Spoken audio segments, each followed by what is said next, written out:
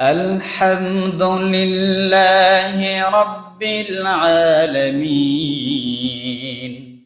বান্দা এই কথা স্বীকার করো, এই কথা স্বীকারোক্তি দাও, সমস্ত প্রশংসার মালিক আমার আল্লাহ, যিনি গোটা জগতের রব, দুনিয়ার রব, আখিরাতের রব, আসমান জমিন লৌহ কলম, যা কিছু তোমরা দেখো দেখো না, যা কিছু ভাবো ভাবতে পারো না, সব কিছুর রব কে? রব হচ্ছেন তিনি, যিনি না চাইতে বান্দার সব চাহিদাগুলো পূরণ করে দেয়, তার নাম রব। সুবহানাল্লাহ।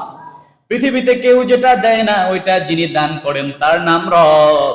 পৃথিবীতে যেটা পাওয়া যায় না, যার কাছে পাওয়া যায় তার নাম রব। সুবহানাল্লাহ।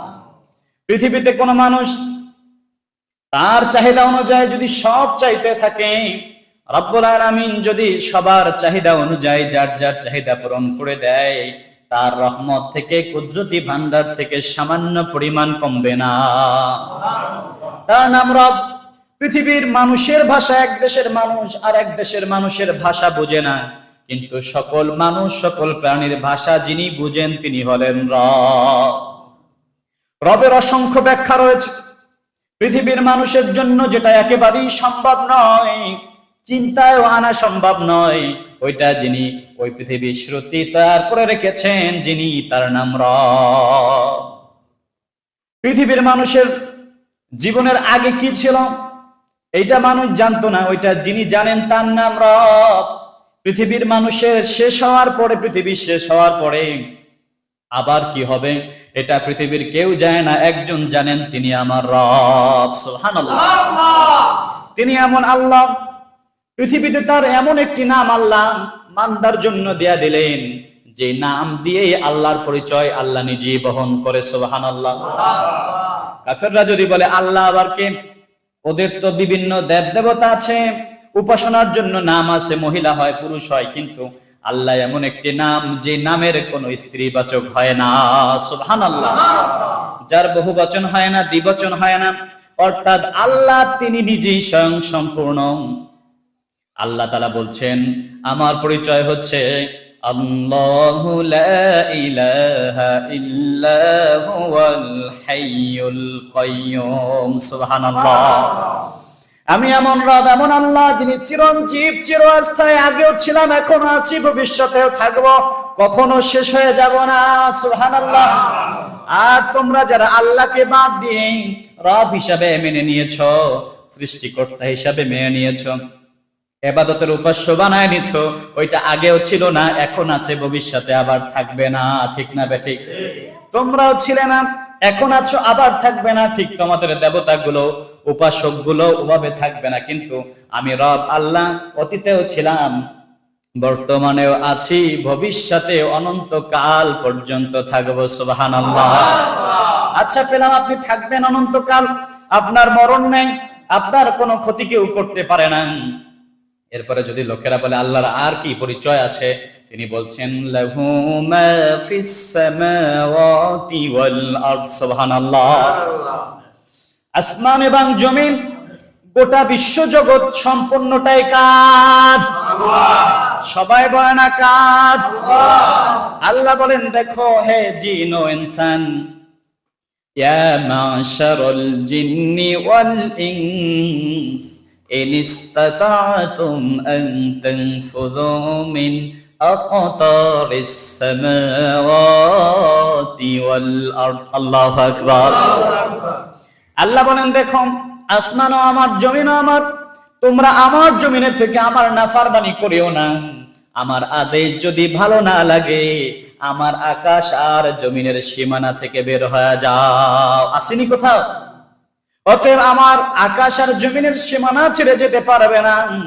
আমি আল্লাহর কোন কুদরত, ফাবিআইয়ি আলা'i রাব্বিকুমা তুকাযযিবান, আমার কোন নিয়ামতকে তোমরা অস্বীকার করতে পারবে না। পারবে কি আল্লাহর কোন নিয়ামতকে অস্বীকার করতে? পারবে না।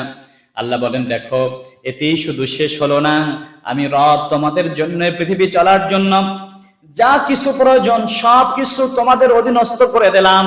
তাকায় দেখো, বাতাস তোমাদের অধীন করে দিলাম, তোমরা বিমান যোগে যেথায় মনে চায় সেথায় চলতে পারো। যদি নিমেষের জন্য বাতাসকে বন্ধ করে দেই, আহ্নিক গতিকে যদি বন্ধ করে দেই, বিমান যত শক্তিশালী হোক আকাশে উঠতে পারবে না। পারবে? তোমাদের জীবন চলা সহজ করলাম, পানিকে ভারসাম্য করে দিলাম, পানির উপরে তোমরা বিশাল বিশাল জাহাজ পরিচালনা করে এক দেশ থেকে আর এক দেশে ভ্রমণ করবে। আমি যদি পানিকে হুকুম করে দেই, পানি তোমাদের জাহাজগুলো চলা বন্ধ করে দেবে। সুবহানাল্লাহ। বাতাস গেল, পানিও গেল, আগুন তোমাদের অধীনস্থ করে দিলাম, আগুন দিয়ে তোমরা খাদ্যদ্রব্য রান্না করে সিদ্ধ করে ভক্ষণ করো। যদি আগুনকে আমি নিয়ন্ত্রণে না দিতাম, আগুন জ্বলে পুড়ে তোমাদের জীবন নাশ করে দিত। ঠিক কিনা বলেন?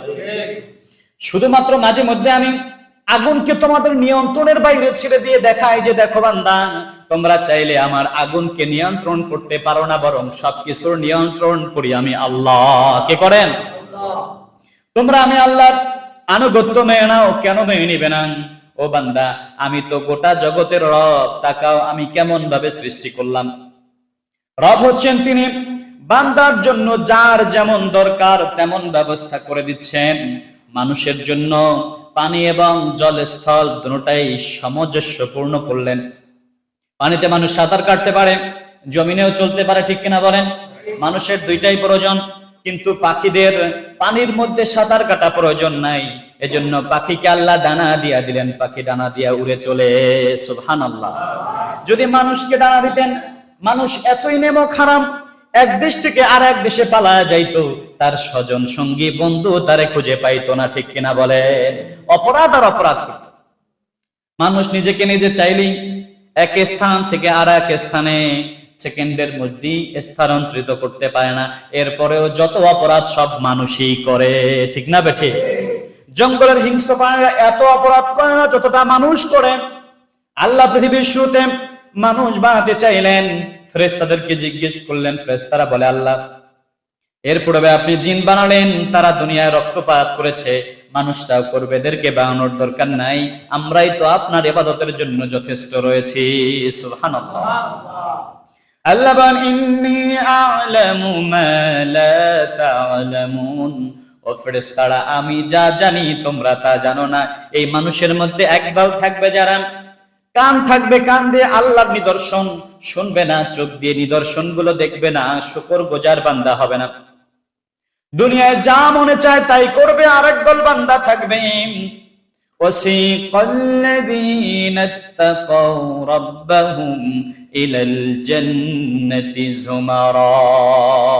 সুবহানাল্লাহ।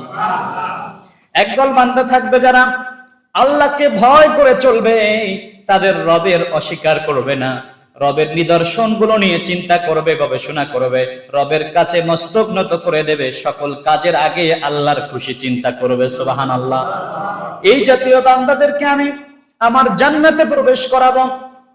আগে থাকতেই অফতিহাত আবওয়াবুহা ওয়াকালা লাহুম খাযানাতুহা সালামুন আলাইকুম তিবতুম ফাদখুলুহা খালিদিন। সুবহানাল্লাহ। তাদের জন্য যারা আল্লাহকে ভয় করে জীবন পরিচালনা করেছে, জাহান্নামের ভয়তে, আল্লাহর ভয়তে পাপের কাজ, অপরাধের কাজ ছেড়ে দিয়েছে, তাদের জন্য আগ থেকে আল্লাহ জান্নাতের দরজাগুলো খুলে রেখে দেবে। গেটে যাওয়া মাত্রই জান্নাতের ফেরেশতাগুলো তাদেরকে সালাম অভিবাদন করবে, বলবে সালামুন আলাইকুম তিবতুম ফাদখুলুহা খালিদিন। আল্লাহু আকবার। ফেরেশতা বলবে আল্লাহর বান্দা, দুনিয়ায় আল্লাহকে ভয় করে কুপ্রবৃত্তি থেকে নিজেকে হেফাজত করেছ, তোমার রবের ওয়াদা সত্য ছিল, আজকের ঢোকো আল্লাহর জান্নাতে, আর জান্নাতে চিরকাল তোমরা বসবাস করো। সুবহানাল্লাহ। এরা তো জান্নাতে ঢুকে গেল, অপর দিকে যারা কান দিয়ে আল্লাহর আয়াতগুলো শুনে নাই, চোখ দিয়ে আল্লাহর নিদর্শনগুলো দেখে নাই, আল্লাহকে মানে নাই, ওদের ব্যাপারে আল্লাহ বলেন তাদের জন্য জাহান্নাম বানায় রাখা হয়েছে, তাদের জন্য জাহান্নামের দরজা খুলে রাখা হয়েছে। জাহান্নামের ফেরেশতা তাদেরকে দেখা মাত্র তিরস্কার করবে, বলবেন বান্দা কেন জাহান্নামে এলে? জাহান্নাম তো বড় খারাপ জায়গা। আলাম ইয়াতিকুম নাযীর, তোমাদের কাছে কি কোনো ভীতি প্রদর্শনকারী যায় নাই? কেউ কি তোমাদের বলে নাই ও আল্লাহর বান্দা অপরাধ করিও না, দুনিয়ার জমিনে মনের খায়েশ মতো চলিও না, জাহান্নাম আছে, জাহান্নাম বড় খারাপ জায়গা। তখন তারা বলবে ক্বালু বালা ক্বাদ জাআনা নাযীর, আমাদের কাছে এসেছিল কিন্তু আমরা তাদেরকে মিথ্যে প্রতিপন্ন করেছি। আমরা বলেছি আল্লাহ এমন কিছু নাজিল করেন নাই যেটা মোল্লা মুন্সি মৌলবীরা বলে। নাউজুবিল্লাহি মিন যালিক। আজকের আমাদের কাছে জাহান্নামে স্পষ্ট হয়ে গেল, আজকের আমাদের আর কোনো উপায় নাই, বাঁচবার কোনো রাস্তা নাই। তখন জাহান্নামের ফেরেশতা তাদেরকে তিরস্কার করবে, তাদের উপরে ক্ষোভ প্রকাশ করে বলবেন দুনিয়ার জমিনে আল্লাহ বিরোধী কাজবাজ করেছো, বন্ধুত্ব করেছো আল্লাহ বিরোধী লোকদের সঙ্গে, বন্ধুত্ব করেছো এমন লোকদের সঙ্গে যারা আল্লাহর জমিনে আল্লাহর দ্বীন বাস্তবায়ন হোক এটা চায় নাই, বরং দুনিয়ায় নিজেদের খেয়াল তামাশা মতো চলেছে। আজকে তাদের সঙ্গে তোমাদের ঠিকানা হয়ে গেল। আর যারা নাকি আল্লাহকে ভয় করে চলেছে, অপরাধ মুক্ত জীবন করেছে, ওই জাতীয় লোকেরা তাদের সঙ্গে আছে যারা নাকি আল্লাহ এবং তার নবীর সঙ্গে হয়ে গেছে। সুবহানাল্লাহ। রব্বুল আলামিন তিনি এমন রব যিনি পৃথিবীবাসীর চলার জন্য ভারসাম্যের ব্যবস্থা করেন। তাকায় দেখেন এই যে শীত প্রধান সময়, শীতের সময় বাংলাদেশের মানুষের শারীরিক কাঠামো আর বিদেশের মানুষের শারীরিক কাঠামো কিন্তু এক না। বিদেশের পশু পাখির শরীরের গায়ের লোম আর বাংলাদেশের এই পশু পাখির গায়ের লোম কিন্তু এক না। এক কি বলেন? শীত প্রধান দেশগুলোতে রব্বুল আলামিন ওই দেশের পশু এবং পাখির গায়ের ভিতরে অধিক পরিমাণে লোম দিয়া দিলেন, কারণ এই পৃথিবীর মানবাধিকার সংস্থা তো বন্যের পশুদের গায়ে ল্যাপ কম্বল খাতা দিবে না। দেবে কি বলেন? দেওয়া সম্ভব না। এজন্য ওই দেশের পশুর গায়ের ভিতরে রব্বুল আলামিন স্থায়ীভাবে বড় বড় গভীর লোম দিয়া শীতের বস্ত্রের ব্যবস্থা করে দিলেন। সুবহানাল্লাহ। ঠিক অনুরূপ ভাবে প্রত্যেক দেশের প্রাণীর জন্য যা প্রয়োজন অমন ব্যবস্থা রব্বুল আলামিন করে দিলেন। তিনি বলেন আমি এমন রব, বান্দা না চাইতে বান্দার জন্য যাবতীয় ব্যবস্থা আমি করে দেই। সুবহানাল্লাহ। যাতে করে কিয়ামতের দিন বান্দাই অভিযোগ তুলতে না পারে যে আল্লাহ তো আমাদের জীবন চলার জন্য ব্যবস্থা করেন নাই, কেন আমরা তার ইবাদত করব। এরপরে তাকায় দেখেন আল্লাহ বাতাসকে মানুষের অধীন করলেন, পানিকে অধীন করলেন। শুধু এতেই শেষ করলেন না, মানুষের জীবন চলার জন্য বেশি প্রয়োজন পানি। ঠিক কিনা বলেন? মানুষের জন্য রব্বুল আলামিন নদ নদী ভর্তি পানি দিলেন। এতে করে তো উঁচু জায়গাগুলোতে নদ নদীর পানি পৌঁছবে না। সময়ে সময়ে আল্লাহ তাআলা বৃষ্টির পানি দিয়া মরা জমিনকে ফসল ধারণের উপযোগী করে দিলেন। সুবহানাল্লাহ। মরুভূমির অঞ্চলের লোকেরা, উঁচু অঞ্চলের লোকেরা যেন আল্লাহকে অভিযোগ করতে না পারে, আল্লাহ আমাদের তো পানির ব্যবস্থা নাই, আমরা কি করে ফসল ফলাবো আর কি করে খাবো। আল্লাহ বর্ষার সিজনে প্রচুর বৃষ্টি দিয়া ফসলদের জন্য উপযোগী মাঠ বানায় দিলেন। শুধু এতে আবার শেষ হলো না, এই পানি মানুষের জন্য স্বাস্থ্যের জন্য উপযোগী নয়। আল্লাহ গভীর মাটির ভিতর থেকে এমন সুমিষ্ট পানির ব্যবস্থা করলেন যেটা বান্দার স্বাস্থ্যের জন্য খুবই উপযোগী। সুবহানাল্লাহ। মিষ্টি পানির ব্যবস্থা করলেন। ও বান্দা, কি করে তুমি তোমার রবকে অস্বীকার করবে? পারবে কি রবকে অস্বীকার করতে? না। এরপরেও যারা রবকে অস্বীকার করবে আল্লাহ বলেন শোনো, তোমার সঙ্গে দুজন সম্মানিত ফেরেশতা দিয়ে দিলাম, ফেরেশতারা সব লিপিবদ্ধ করে তুমি কি আল্লাহর নেয়ামতের অস্বীকার করো নাকি শুকরগুজার বান্দা হও, কিয়ামতে সব দলিল আকারে বের করে দিব।